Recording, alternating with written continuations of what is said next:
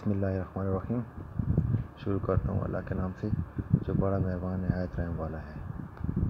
Drawing کرتے وقت مندرجہ ذیل باتیں ذہن میں رکھنی چاہیے۔ یہ باتیں اگر بچے نوٹ کرتے ہیں تو اچھی باتیں نہیں ہیں، تو بکس میں لکھی ہوئی ہیں، ان کو سمجھنا چاہیے۔ ڈرائنگ کرنا آسان ہے، اس سے لطف اندوز ہونا چاہیے۔ کبھی بھی نیا کام کرتے وقت جھجک محسوس نہ کریں۔ ہمیشہ ایک منفرد اور نئے خیال کے ساتھ کام کریں۔ یہ مت سوچیں کہ آپ کی ڈرائنگ کیسی ہوگی، کیونکہ ہر پینٹنگ شاہکار نہیں ہوتی۔ اس کی کوشش جاری رکھیں، آزادی سے کام کریں، اپنے خیالات کا بلا جھجک اظہار کریں۔ اپنے کام کو اپنے کلاس فیلوز کے ساتھ موازنہ کریں اور اس پر بحث کریں، لیکن ایک دوسرے کی حوصلہ شکنی سے گریز کریں۔ اپنے کلاس فیلوز اور استاد کے ساتھ خیالات کا تبادلہ کریں۔ کلاس کا ماحول دوستانہ رکھیں، ڈسپلن کی پابندی کریں۔ آپ کا کام اس وقت مکمل ہو سکتا ہے جب آپ اپنے کلاس فیلوز اور استاد کے ساتھ باہم اشتراک عمل سے کام کریں اور آپ کے کام میں کوئی مداخلت نہ ہو۔ استاد کی ہدایات کو غور سے سنیں تاکہ آپ کو پتہ چلے کہ آپ کو کیا کرنا ہے۔ اپنے اور اپنے کلاس فیلوز کے اوزار و آلات کا خیال رکھیں۔ سوال نمبر 2، جو سٹار بنے ہوئے ہیں یہ سارے احتیاطی ہیں، تو ان کے احتیاطوں پر عمل کرنا چاہیے۔ سوال نمبر 2، بنیادی ضربیں۔ بنیادی ضربیں کیسی لگائی جاتی ہیں، یا بنیادی ضربوں کے بارے میں آپ کیا جانتے ہو؟ ڈرائنگ اور پینٹنگ کے اوزاروں کے مختلف اضراب اور اثرات ہوتے ہیں، اس لیے ضروری ہے کہ ابتدا میں ان بنیادی اضراب کی مشق کی جائے۔ یہ پینسل کے اضراب ہیں، اس طرح کلر پینسل کے بھی اضراب ہیں، اس کے بارے میں بھی پڑھیں گے۔ اچھا، اگلا سوال ہے پینسل پکڑنے کا طریقہ۔ پینسل کو کیسے پکڑا جائے؟ پینسل پکڑنے کا کیا طریقہ، یا پینسل کو پکڑنے کا کیسے پکڑا جاتا ہے، یا پینسل پکڑنے کا کیا طریقہ ہے؟ جواب، پینسل پکڑنے کا طریقہ، یہ ضروری نہیں کہ آپ ہمیشہ پینسل پکڑنے کا عام طریقہ استعمال کریں۔ یہ طریقہ صرف لکھنے کے لیے بہتر ہے، مگر ڈرائنگ کے لیے آپ کو زیادہ لچک کی ضرورت ہوتی ہے۔ ڈرائنگ کرتے وقت اس بات کی پابندی ضروری نہیں کہ پینسل کو کیسے پکڑا جائے۔ آپ اپنی آسانی اور کام کو دیکھتے ہوئے پینسل کو کسی بھی طریقے سے پکڑ سکتے ہیں۔ اس کے لیے آپ اپنا دایاں اور بایاں دونوں ہاتھ استعمال کر سکتے ہیں۔ ذیل میں دی گئی تصاویر کو غور سے دیکھیں۔ پینسل پکڑنے کا عام طریقہ۔ پینسل پکڑنے کے طریقے، کیا آپ کو اس کے علاوہ پینسل پکڑنے کے اور طریقے بھی آتے ہیں؟ اگر آتے ہیں تو آپ لوگ کمنٹ باکس میں میرے ساتھ کمنٹ ضرور کریں، اپنی رائے کا اظہار ضرور کریں۔ اچھا، پینسل کے اضراب۔ پینسل کے اضراب کیسے کیے جاتے ہیں، یا پینسل کے اضراب کے بارے میں آپ کیا جانتے ہو؟ پینسل سے ہم مختلف ضربیں لگا سکتے ہیں۔ ان اضراب کا انحصار پینسل کی قسم، اس کی نوک کی موٹائی، دباؤ اور سطح پر ہوتا ہے۔ تو یہ مختلف اضراب کیے ہوئے ہیں، انشاءاللہ پریکٹیکلی جب ڈرائنگ کا کام کریں گے تو اس میں آپ لوگوں کو اس طریقہ سمجھاؤں گا۔ کند نوک والی پینسل کے اضراب، تیز نوک والی پینسل کے اضراب۔ کند نوک سے وہ کریں گے تو لائنیں موٹی موٹی ہوں گی، اور باریک جو تیز نوک ہوگی اس کے ساتھ باریک لائنیں لگیں گی۔ مختلف دباؤ سے لگائے گئے اضراب، یعنی تھوڑا سا زور دے کے دباؤ دے کر اضراب کیسے لگائے جاتے ہیں۔ ترچھی نوک کی اضراب، ترچھی نوک سے کیسے اضراب دی جاتی ہیں۔ صاف اور واضح اضراب، نقاط، نقطے، ڈاٹ ڈاٹ، ٹک ٹک ٹک ٹک، چونکہ آواز آتی ہے اس طرح کی، لیکن احتیاط سے کہ نوک نہ ٹوٹے۔ غیر ہموار کاغذ پر پینسل اضراب، یعنی جو جگہ غیر ہموار ہے اس پر کیسے کاغذ کے اضراب لگائے جاتے ہیں۔ ہموار کاغذ پر پینسل کے اضراب، غیر ہموار پر کیسے لگتے ہیں، اور ہموار کاغذ پر۔ اچھا، یہ ایکٹیویٹیز بعد میں کریں گے انشاءاللہ، جو جتنی بھی سرگرمی ہے۔ اچھا، اگلا سوال ہے فری ڈرائنگ، جو بہت ہی اہم ہے۔ امتحان میں 100% کویشچن آتا ہے، میرے پیپر میں تو ضرور میں یہ شامل کرتا ہوں۔ Free hand drawing. Free hand drawing سے مراد وہ ڈرائنگ ہے جو ڈرائنگ کے آلات مثلاً پیمانہ، پرکار، پروٹریکٹر اور ٹریسنگ پیپر کی مدد کے بغیر ہاتھ سے کی جائے۔ جیومیٹری باکس کے تمام اوزار کے علاوہ، سوائے پینسل اور ربڑ شارپنر کے تمام اوزار کے علاوہ جو ڈرائنگ کا کام کرتے ہیں اس کو فری ہینڈ ڈرائنگ کہتے ہیں۔ اور جب ہم بورڈ پہ کام کرتے ہیں تو ہمارے پاس مارکر ہونا چاہیے، اور فٹ یعنی کوئی بھی پیمانہ یا پرکار، ڈیوائڈر یعنی اوزار کے بغیر جو ہم کام کرتے ہیں اس کو فری ہینڈ ڈرائنگ کہتے ہیں۔ فری ہینڈ ڈرائنگ شروع کرنے سے پہلے مندرجہ ذیل اہم مشق کرتے ہیں۔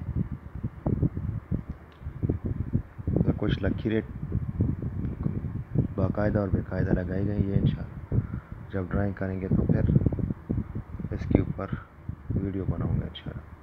اگلا سوال ہے خطوط اشکال اور ٹھوس اجسام۔ خطوط اشکال اور ٹھوس اجسام کے بارے میں آپ کیا جانتے ہو؟ لکیر، نمبر 1 لکیر وہ نشان جو کوئی متحرک نقطہ کسی کاغذ یا سطح پر چھوڑے اسے لکیر کہتے ہیں۔ ہم لکیر کی لمبائی کی پیمائش کر سکتے ہیں۔ لکیروں کی مختلف اقسام مندرجہ ذیل ہیں۔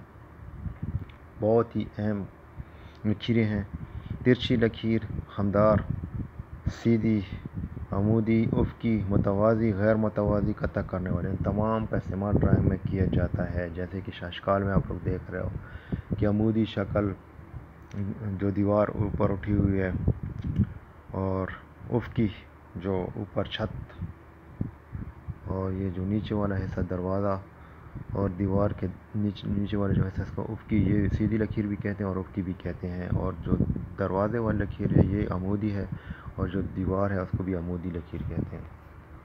اس طرح یہ امبریلا ٹائپ جو ڈیزائن بنا ہوا ہے تو خمدار خمدار خمدار اور مکمل ایک خمدار اور پھر چھوٹی چھوٹی خمدار لکیریں بنی ہوئی ہیں۔ اور یہ جو چھوٹے فاؤنٹین ٹائپ کچھ نظر آ رہا ہے یہ بھی خمدار ہے۔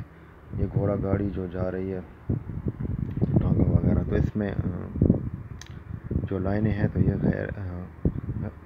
غیر متوازی ہیں۔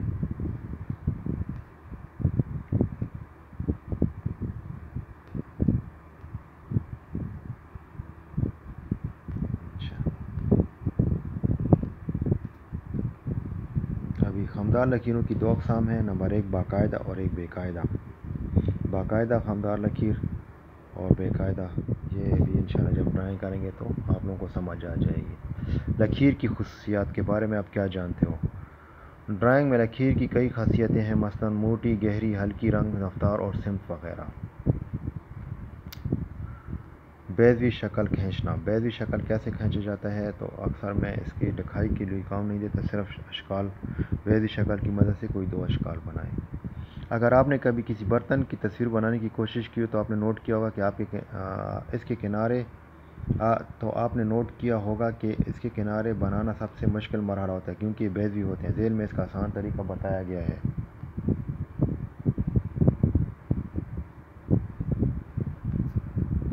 نمبر 1 سب سے پہلے ایک ہلکی سی سیدھی لکیر کھینچیں جس کا سائز اس بیضے کے برابر ہو جتنا بنانا مطلوب ہو۔ اب اس لکیر کے بالکل درمیان ایک چھوٹی سی عمودی لکیر کھینچیں، یہ لکیر بیضہ کی چوڑائی دکھاتا ہے۔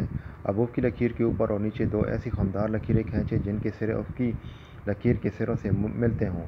یہ دونوں لکیریں افقی لکیر کے مرکز سے ایک ہی فاصلے پر ہوں اور دونوں کا انتہائی بلند اور پست نقطہ بالکل درمیان میں ایک دوسرے کے اوپر ہو۔ آخر میں اضافی لکیریں ربڑ سے صاف کریں۔ اب بیضہ تیار ہے، دی گئی شکل کو دیکھیں۔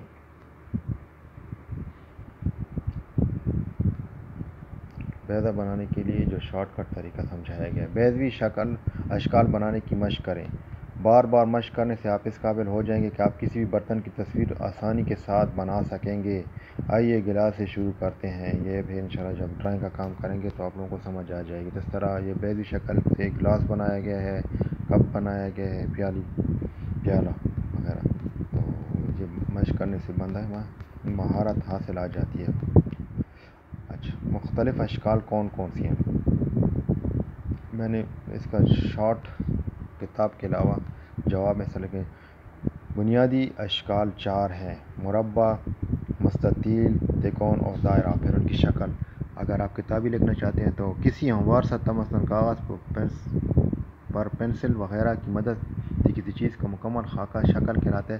شکل کی 2 مقداریں ہوتی ہیں، لمبائی اور چوڑائی۔ یہاں ہم 3 قسم کی بنیادی اشکال کا مطالعہ کریں گے۔ بنیادی اشکال 4 ہیں: مربع، مستطیل، دائرہ، تکون، اور پھر یہ شکل بنا کر اس میں رنگ بھریں۔ تو میں تو کہتا ہوں یہ آسان ہے۔ مستوی سطح، کوئی بھی ہموار سطح جس پر کوئی 2 جہتی شکل یا تصویر بنائی جائے مستوی سطح کہلاتی ہے۔ پلین جیومیٹری، ہموار سطحوں پر بنیادی اشکال کھینچنے کے علم کو پلین جیومیٹری کہتے ہیں۔